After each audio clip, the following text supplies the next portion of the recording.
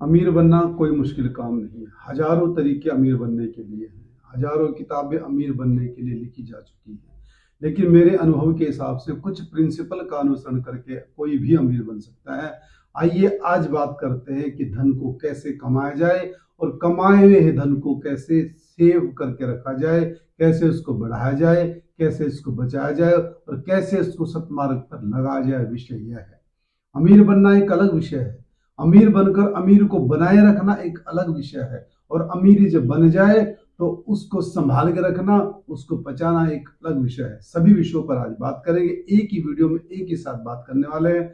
Video ज्यादा लंबा नहीं होगा, छोटा वीडियो होगा, काम की बातें बहुत बड़ी बड़ी इसके अंदर होने वाली है। तो आइए बढ़ते हैं पहले कदम की ओर। राजा बनने से पहले प्यादा बनना पड़ेगा। राजा क्या कर रहा है ये कभी नहीं करना चाहिए, राजा बनने के लिए उसने क्या क्या किया यह हमें सोचना चाहिए। आपको प्यादा बनकर सीखना होगा, आपके अंदर लगन को जागृत करना होगा, आपको अभ्यास में लाना होगा कि प्रयास क्या होता है।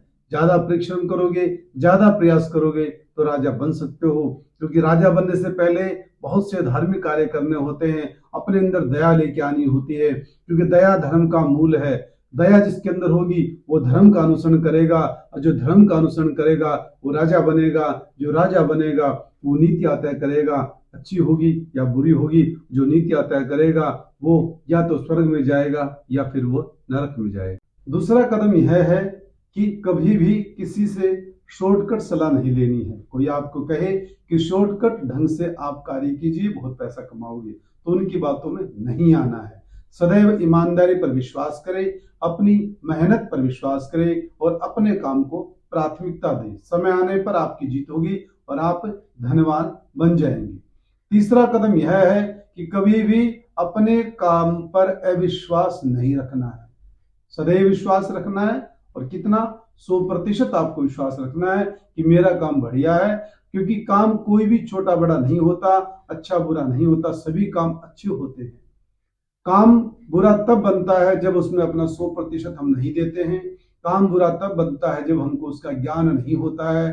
काम बुरा तब होता है जब हम अधूरी मेहनत के साथ उससे जुड़ते हैं, तब वह काम हमें रिस्पॉन्स नहीं देता है। इसलिए कोई भी काम आरंभ करने से पहले उसका पूर्ण ज्ञान होना चाहिए, उसके बारे में पूरी जानकारी होनी चाहिए, और उसकी राय किससे ले रहे हैं उसकी भी आपको पूरी जानकारी होनी चाहिए कि वह व्यक्ति अनुभवी है या फिर नहीं है। तो यह आपके थे कार्य वह जिनसे आप धन कमा सकते हैं। इसके बाद अन्य और भी कार्य हैं, उसके बारे में आइए शीघ्र चर्चा करते हैं। पैसा बचाने से नहीं, पैसा लगाने से बढ़ता है। आपने पैसा कमाया, आपने उसको बांध के रख दिया कि इसको खर्च नहीं करना है, इसको बचा के रखना है, और ऐसी आदत जिसकी बन जाती है वह कभी पैसा खर्च नहीं करता, वह केवल पैसा कमाता है और उसको जोड़ता रहता है। आने वाले समय में उसका समय पूरा हो जाता है, बच्चों का समय आ जाता है, वह पैसा बिना मेहनत के बच्चों को प्राप्त होता है, और बिना मेहनत के जब पैसा प्राप्त होता है तो वह उसे खर्च करने में असमर्थ होते हैं, अर्थात कि उन्हें ज्ञान नहीं होता कि पैसा सही मायने में कहाँ खर्च करना है। वो अनावश्यक वस्तु पर उसके खर्च करेंगे और शीघ्र ही पतन के रास्ते पर चले जाएंगे। इसलिए खूब मेहनत करो, खूब धन कमाओ, खूब पैसा जोड़ो और खूब पैसा खर्च भी करो। और समय आने पर जहां आवश्यकता होती है वहां दान भी करना चाहिए, क्योंकि कहते हैं कि न दानम न भोगम तृतीय गति नाशम। जब धन आता है तो सबके उत्तम गति उसकी मानी जाती है कि धन का दान करना चाहिए। मध्यम गति मानी जाती है कि धन का प्रयोग करना चाहिए, उपभोग करना चाहिए, अपने बच्चों पर लगाना चाहिए। तीसरा यह होता है कि कुछ नहीं करना पड़ता, वो स्वतः ही हो जाता है, अर्थात कि धन का नाश हो जाता है। जो धन का न दान करेगा न भोग करेगा, केवल जोड़ने में ही विश्वास रखेगा, तो उसका धन रुकता नहीं, वो कहीं ना कहीं बीमारी में लग जाएगा, वकील ले जाएंगे, डॉक्टर ले जाएंगे। कहते हैं कि हरि भजन करे नहीं, करे दान में ढील, उसके धन को ले जाएंगे वैश्य वैद्य और वकील। अगला प्रिंसिपल यह है कि कभी भी धन को दबा के न रखे, धन का प्रयोग करे, सदगति में धन को लगाए। जैसे कि ज्ञान को दबाने से ज्ञान समाप्त हो जाता है, ज्ञान को छुपाने से ज्ञान लुप्त हो जाता है। ज्ञान लेना जहां जरूरी है वहीं ज्ञान देना भी जरूरी है। ज्ञान को अगर दबाया तो दबा हुआ ज्ञान आपके भी काम नहीं आएगा, आने वाली पीढ़ियों में भी वह काम नहीं आएगा। वही दबा हुआ ज्ञान आपको उदासी दे सकता है। दबा हुआ ज्ञान आपके परिवार को अज्ञानता के अंधकार में डाल सकता है। इसलिए जो ज्ञान आपने एकत्रित किया है, जो धन आपने एकत्रित किया है, उसका प्रयोग करना चाहिए, सही मार्ग पर उसको लगाना चाहिए। ऐसा करने से धन भी बढ़ेगा और ज्ञान भी सदैव आगे बढ़ता रहेगा। इसके बाद की जो बात आती है वह यह है कि सीखने की आदत कभी भी नहीं छोड़नी चाहिए। अपने अंदर जो जिज्ञासा की प्रवृत्ति है उसको कभी दबाना नहीं चाहिए। जिज्ञासा सदैव चेतन रहनी चाहिए, उसको शांत नहीं होने देना है। कदम कदम पे सीखना है, हर दिन सीखना है, और जो सीखना है उसको एक्सप्लेन भी करना है, उसको जीवन में अपनाना भी है, जिसको हम कहते हैं स्वाध्याय। आप किसी भी फील्ड में क्यों न हो, अगर आप प्रतिदिन नहीं सीखेंगे, उस ज्ञान का प्रयोग नहीं करेंगे, तो बिना सीखा हुआ विषय आपके लिए हानिकारक हो सकता है, आपके जीवन में काम नहीं आ सकता है। कुल मिला के यही कह सकते हैं कि सीखने की आदत सदैव आपकी बनी रहे, ऐसी आपको प्रतिदिन चेष्टा करनी चाहिए।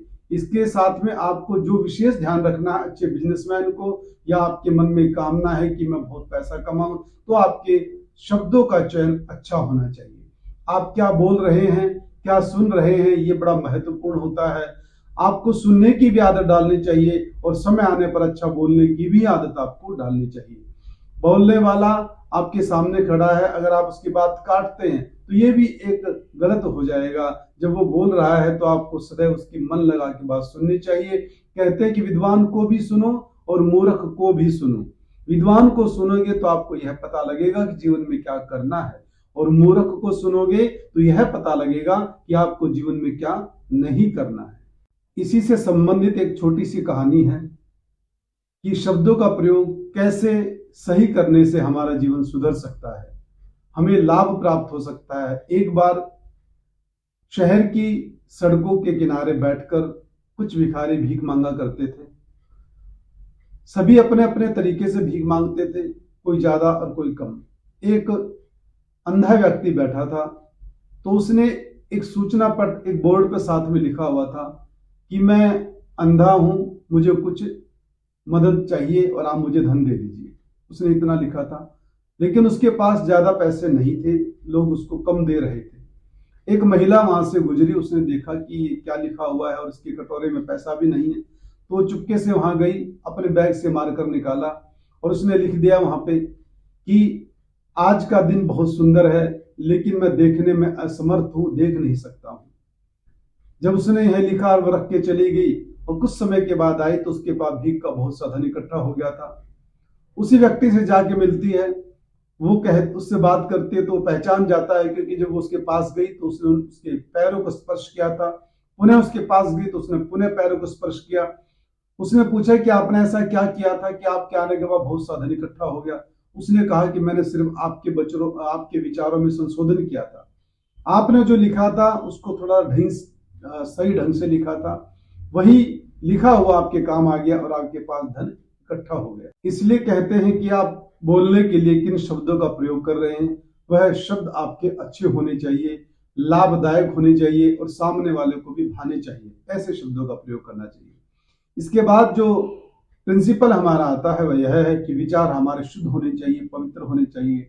ऐसे थॉट्स हमारे माइंड में नहीं आने चाहिए कि जिसका एक्सप्लेन करने से सामने वाले को आघात हो जाए, सामने वाला इरिटेट हो जाए, उसके मस्तिष्क पर हमारे प्रति गलत भावना जागृत हो जाए।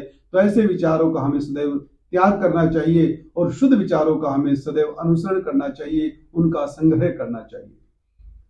अंतिम जो बात है वह यह है कि सफल व्यक्ति के जीवन में बहुत सी चुनौतियां आती हैं। असफल व्यक्ति तो आलस्य से ग्रस्त रहता है, उसको चुनौतियों का पता ही नहीं कि क्या होती हैं। लेकिन जो कुछ बनना चाहता है, जो आगे बढ़ना चाहता है, उसको चुनौतियों को स्वीकार करना चाहिए, उनका सामना करना चाहिए और अपनी विवेक बुद्धि से उनका निवारण भी करना चाहिए। अगर आप विचारने की आदत डालेंगे, आप निर्णय लेने की आदत डालेंगे और अपने फैसले स्वयं लेने की आदत डालेंगे, तो आप एक अच्छे बिजनेसमैन भी बन सकते हैं और बहुत सा धन भी एकत्रित कर सकते हैं। तो यह हुआ अमीर बनने के कुछ उपाय, अमीर बनने के कुछ विशेष पार्टिकुलर प्रिंसिपल जो आपके जीवन में काम आ सकते हैं। इससे धन भी इकट्ठा होगा, आपका बुरे विचारों से पतन भी नहीं होगा, अच्छे विचारों का संग्रह भी हो जाएगा और जिस पद की आप कामना लेकर चल रहे हैं वो पद भी आपको मिलेगा और उसको संभालने की शिक्षा भी आपको सहजता से प्राप्त हो जाएगी। इसके साथ ही अपनी वाणी को विराम देना चाहूंगा और एक नए विषय के साथ में पुनः आपसे मुलाकात होगी। तब तक के लिए जय श्री कृष्णा, जय श्री राम, जय भारत माता।